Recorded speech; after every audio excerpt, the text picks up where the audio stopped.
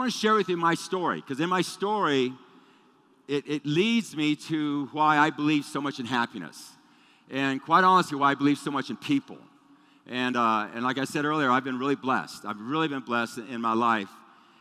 And I've never thought that the successes that came my way was because I was better than anybody else at the business model I was in.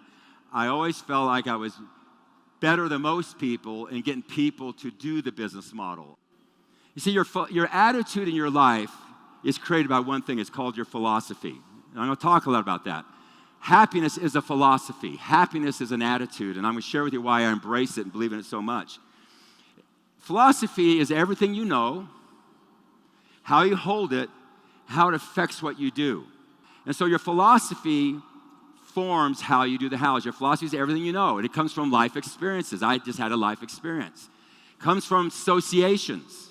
But it's also formed by information. The books you read, the tapes you listen to, the seminars you attend.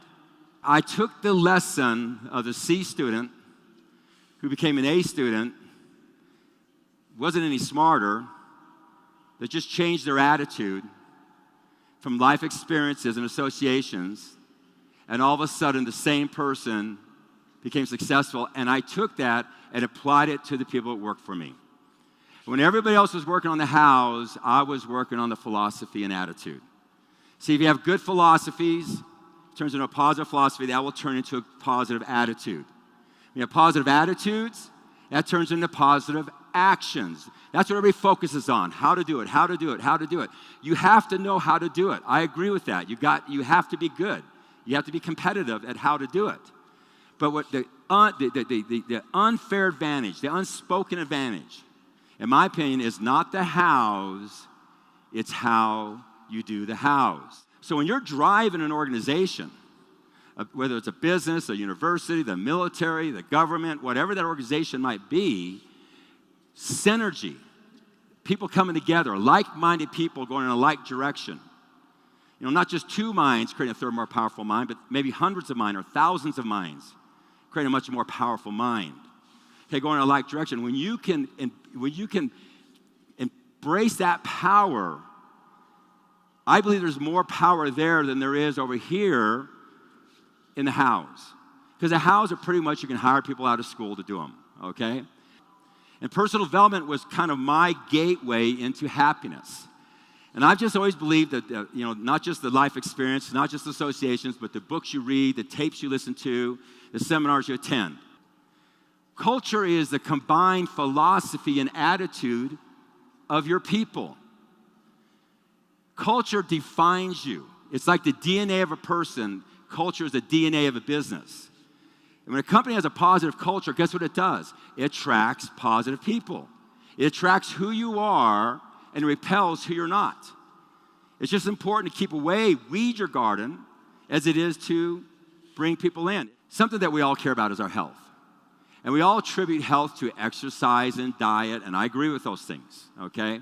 But there's a medical journal that came out with a report that studied the 25 longest living civilizations on this earth. And they found the number one thing that determines whether you live to be over 100 is positive outlook on life, your philosophy, your attitude. And what I love about that, it's just 10 pages of a good book a day away.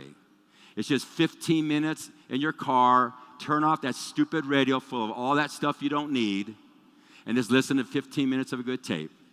Let's go to a seminar here and there.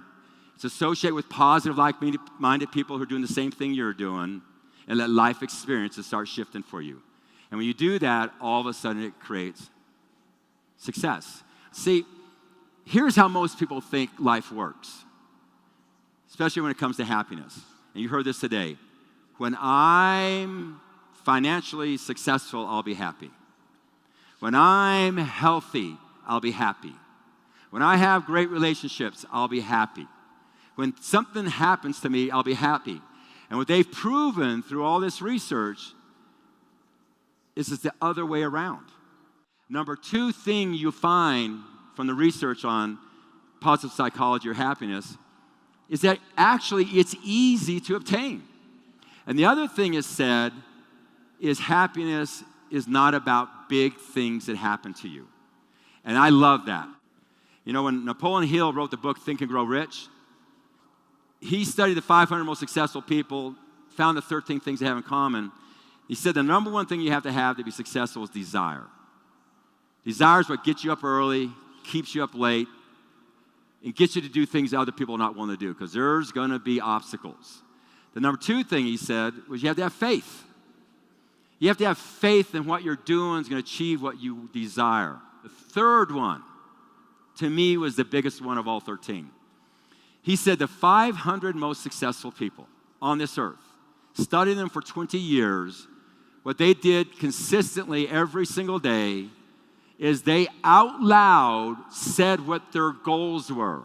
Because they understood the biggest friend and the biggest enemy you got is your subconscious brain. Your subconscious brain is 90% of your brain. It drives your conscious brain, what you do, what you see. And it's on all the time. And the problem is in our society, if you just let it all in, you will have a negative subconscious. The negative subconscious brain is much more powerful than the positive subconscious brain. I'm not trying to be negative here, I'm just being honest. You do not have to seek out negative. It's in abundance out there. But guess what? You have to, with willpower, consciousness, determination, seek out positive. You got to go find it. And that's why they said it out loud to them twice a day. And only few people get the secret. That when you shift your philosophies and shift your attitude and shift your happiness, all of a sudden you'll have the things you want. It's been proven clinically, brain scans, it's been proven beyond a shadow of doubt. It's not up for question. But if you walked out to the world and this ever exists, how many people really are aware of that? Not that many. So if there's this many people, but this many people aware of it, how much does it exist? Only this much. So number one, we got to shift the awareness. Just get people to know about it. But number two, you got to shift the accessibility to the information. See, if this many people are aware of it, but only this many people can access it, then how much it exists? This much or this much? It's access. But the neatest thing that we here bring to it is the biggest thing, in my opinion, that shifts people. Is the same thing that creates culture. It's the same thing that's built my great corporations and allowed me to have the blessings I've had. Is and if you talk to anybody here that's part of my business or businesses, they'll tell you that, yeah, we work on the product and we work on these things, but we work just as hard on purpose and meaning, philosophy and attitude and happiness, and we work just as hard on environment and associations. I believe, like I said earlier, it's the group that comes together that makes a difference. My biggest gift I can give you to you today is, I agree you got to be good at the house. Whatever you're making, however you're selling it, how you're competing. But if you'll just back up and work on the greatest asset you got, which is the culture, the collective philosophy, the collective attitude, the collective happiness of your people, and bring them together and get that synergy, the power of a group of people could go much further than an individual can go to. You guys have a blessing. You have the secret weapon that all the other people out there don't have. The difference between who I am now and who I want to be, you can't even see the movement. If I don't read 10 pages, I'm not really any worse. See, the difference between doing the proper activity and not doing the proper activity is insignificant in the moment. But the moment is the only thing you got.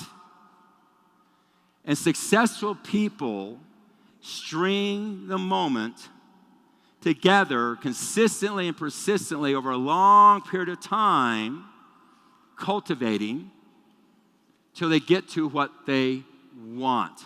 That's a philosophy. The successful people do the little things that seem to make no difference at all in the act of doing them. They just do them over and over and over and over and over when the whole world around you is making fun of you. Believe me. My closing message to every one of you, and I'm sorry I talked long, I just found that out, but I really believe every person here, number one, you wouldn't be here if you weren't something special. Every person here has within them the gift to become a better version of themselves. But quite honestly, you have the gift to make other people better. And I don't think it's just an opportunity. I think it's a responsibility.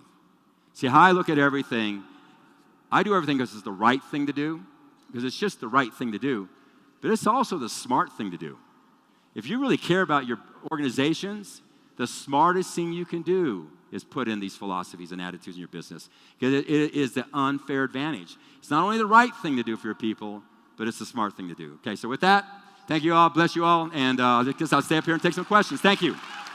Thank you.